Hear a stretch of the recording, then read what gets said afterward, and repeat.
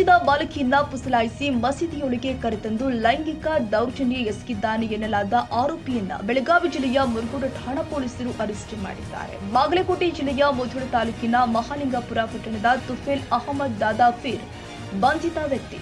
2023 October 5ರಂದು ಬಾಲಕಿಯ ಮೇಲೆ ಅತ್ಯಾಚಾರ ಎಸಗಿರುವ ಕೃತ್ಯ ಸಿಸಿಟಿವಿಯಲ್ಲಿ ಸೆರೆಯಾಗಿದೆ. ಇನ್ನು ಘಟನೆ ಕುರಿತಾದ ದೃಶ್ಯಗಳು ವೈರಲ್ ಆದ ಬೆನ್ನಲ್ಲೇ ಪೊಲೀಸರು ಜಿಲ್ಲಾ ಮಕ್ಕಳ ರಕ್ಷಣಾ ಘಟಕದ ವತಿಯಿಂದ ಪ್ರಕರಣ ದಾಖಲಿಸಿಕೊಂಡು ಆರೋಪಿಯನ್ನ ಬಂಧಿಸಿದ್ದಾರೆ.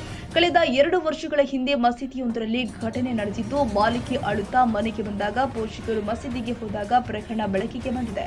ಈ ಕುರಿತು ನೊಂದ ಬಾಲಕಿ ಪೋಷಕರ ಜೊತೆಗೆ ಸ್ಥಳೀಯ ಮುಸ್ಲಿಂ ಮುಖಂಡರು ಸೇರಿಕೊಂಡು ರಾಜ್ಯ ಸಂಧಾನ ಮಾಡಿಸಿ ಆರೋಪಿಯನ್ನ ಮಸೀದಿಯಿಂದ ಹೊರಹಾಕಿದ್ರು.